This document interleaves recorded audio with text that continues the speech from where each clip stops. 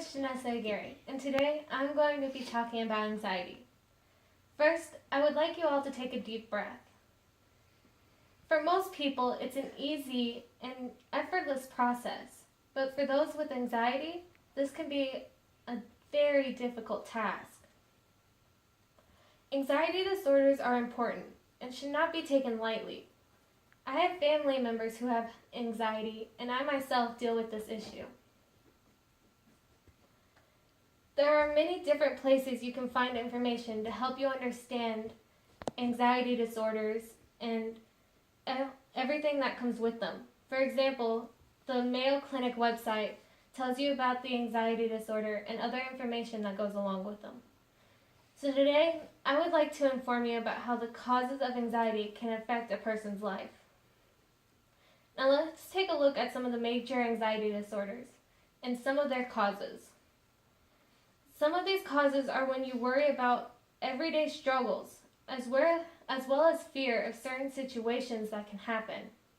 For example, general anxiety is when you worry about ordinary or everyday issues. Another major anxiety disorder is social anxiety, which is where you fear being embarrassed or judged by other people in public. Many don't know about this next one, but it's called selective mutism. This is when you can't speak in public, but you're perfectly fine speaking anywhere else.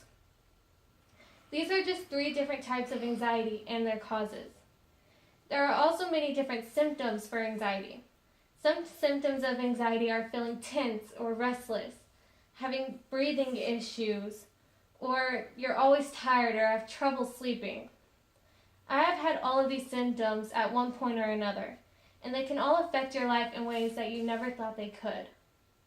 Here are some of the symptoms of different anxiety disorders. General anxiety has symptoms such as being restless, worrying, having sleep problems, and having a difficult time concentrating.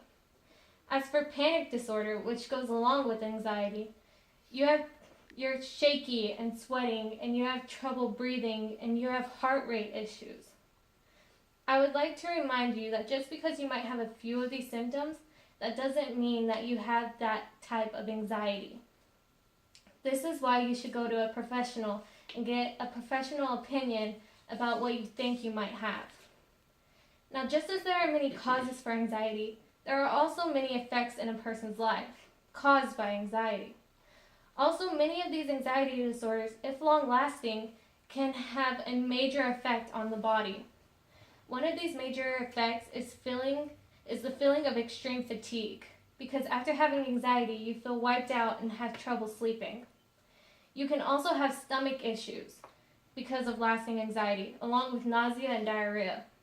Another major effect of anxiety is depression, which makes you feel guilty or withdrawn. However, there are treatments to help with the effects of anxiety. The first treatment and the most useful is psychotherapy. This is when you talk to a therapist and can get help to relieve pressure or the feeling of having nobody to talk to.